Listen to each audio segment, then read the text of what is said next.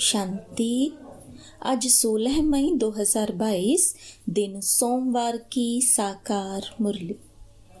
आइए अब सुनते हैं मीठे बाप दादा के मधुर महावाक्यों को। मीठे बच्चे, तुम ईश्वरीय फैमिली के हो।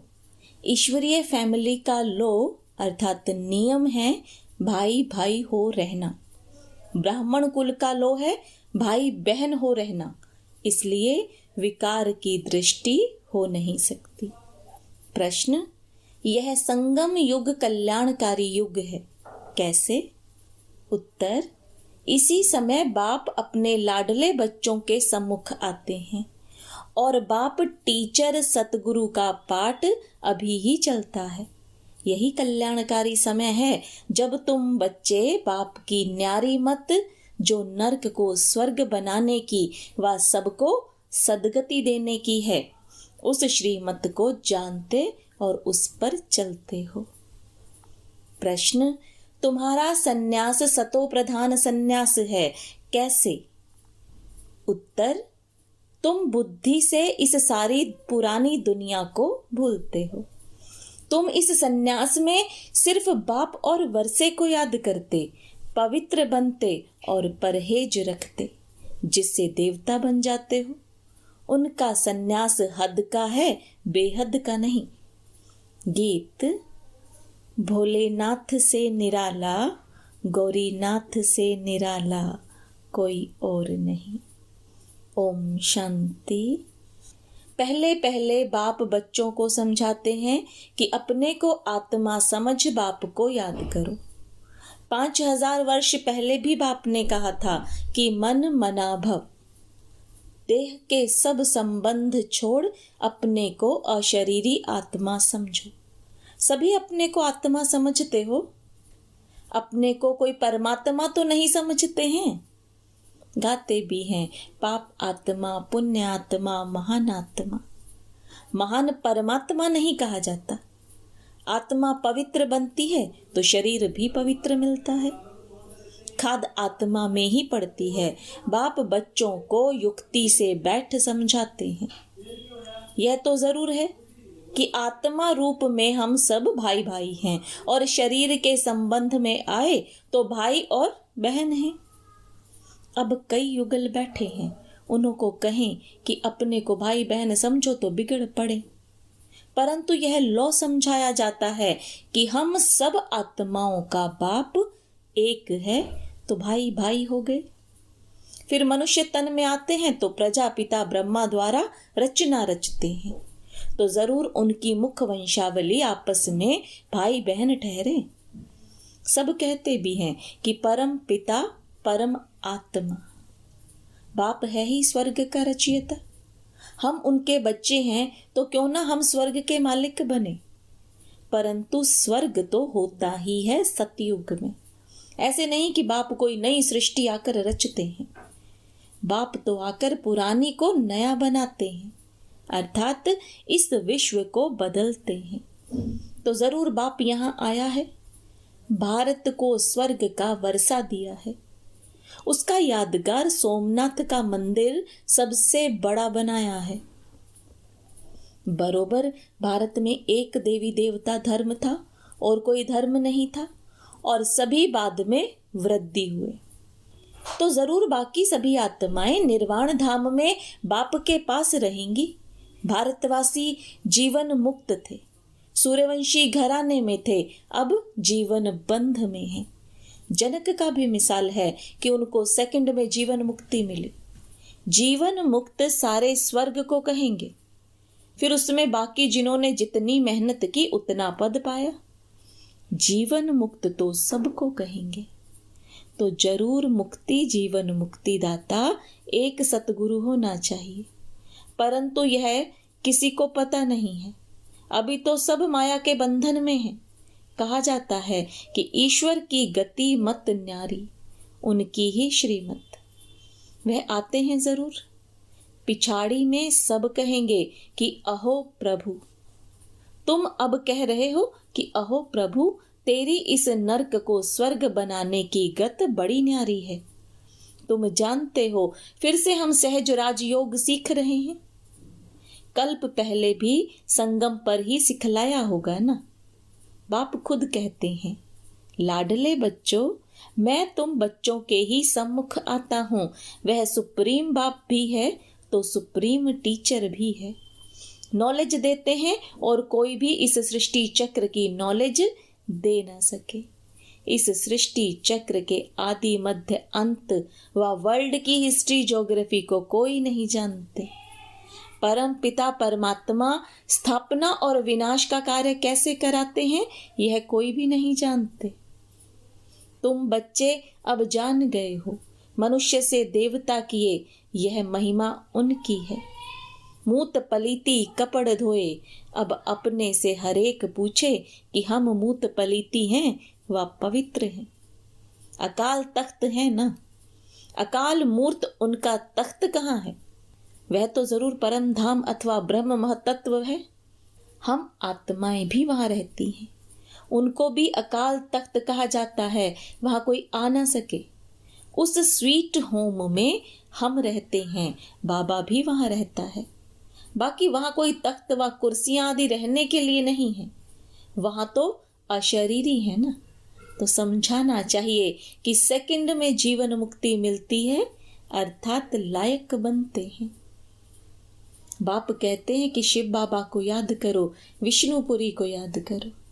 अभी तुम ब्रह्मापुरी में बैठे हो, ब्रह्मा की संतान हो और शिव बाबा के बच्चे भी हो। अगर अपने को भाई बहन नहीं समझेंगे तो काम विकार में चले जाएंगे। यह है ईश्वरीय फैमिली। पहले तुम बैठे हो, दादा भी है, बाबा भी है और तुम उनके बच्चे हो, तो तुम हुए शिव बाबा की ब्रह्मा द्वारा संतान, शिव के पोत्रे ठहरे। फिर मनुष्य तन में है तो भाई बहन हुए। इस समय तुम भाई बहन प्रैक्टिकल में हो। यह ब्राह्मणों का कुल है, यह बुद्धि से समझने की बात है। जीवन मुक्ति भी सेकंड में मिलती है, बाकी मर्तबे तो बहुत हैं। वहाँ दुख देने वाली माया तो होती नहीं। ऐसे नहीं कि सतयुग से लेकर कलयुग तक रावण को जलाते रहेंगे। जो कहते हैं कि परंपरा से जलाते आते हैं, यह असंभव है। स्वर्ग में असुर कहाँ से आए? बाप ने कहा कि यह आसुरी संप्रदाय है। फिर उनका नाम रख दिया है अकासुर बकासुर।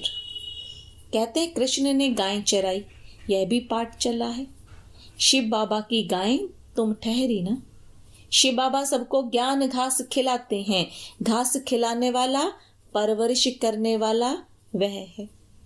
मनुष्य मंदिरों में जाकर देवताओं की महिमा गाते हैं कि आप सर्वगुण संपन्न और हम नीच पापी हैं।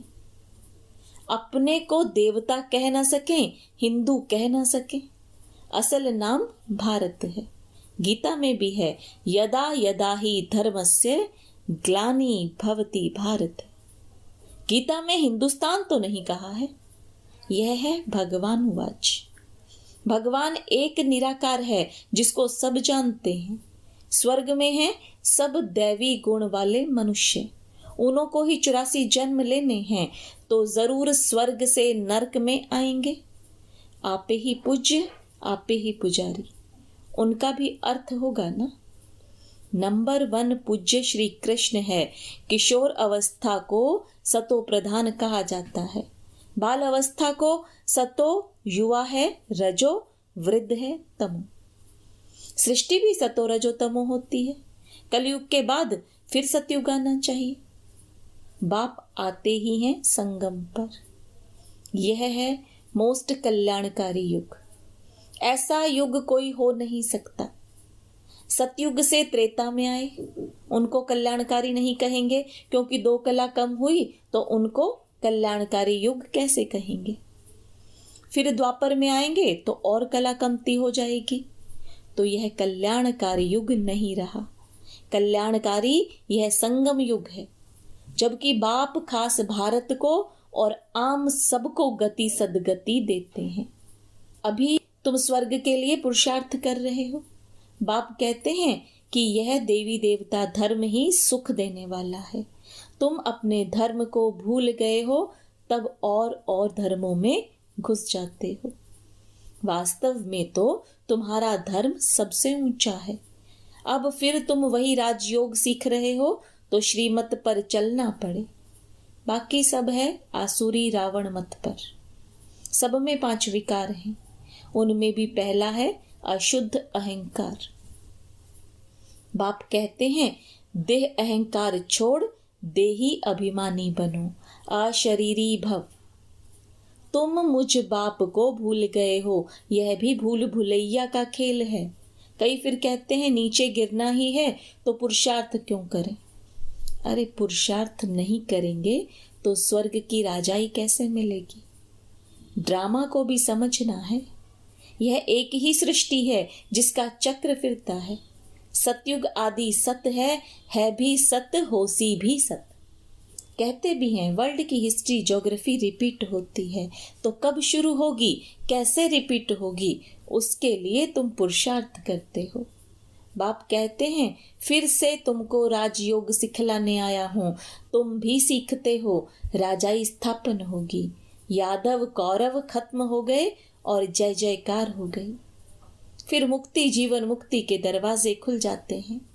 नहीं तो तब तक रास्ता बंद रहता है। जब लड़ाई लगती है तब ही गेट खुलता है। बाप आकर गाइड बन ले जाते हैं। लिबरेटर भी है, माया के फंदे से छुड़ाते हैं। गुरुओं की जंजीरों में बहुत फंसे हुए हैं। बहुत डरते हैं कि कहाँ गुरु की आज्ञा ना मानी तो कुछ श्राप ना मिल जाए। अरे आज्ञा तो तुम मानते ही कहाँ हो।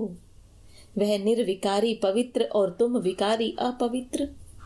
गुरु में मनुष्यों की कितनी भावना रहती है, क्या करते हैं कुछ भी पता नहीं। भक्ति मार्ग का प्रभाव है।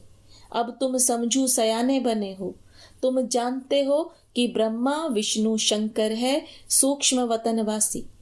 उसमें भी ब्रह्मा सो विष्णु का पार्ट यहाँ है। शंकर को यहाँ आने की दरकार नहीं। यहाँ है जगदम्बा, जगत पिता और तुम बच्चे। फिर इतनी भुजा वाली देवियां आदि कितना बैठ बनाते हैं। अथाह चित्र हैं।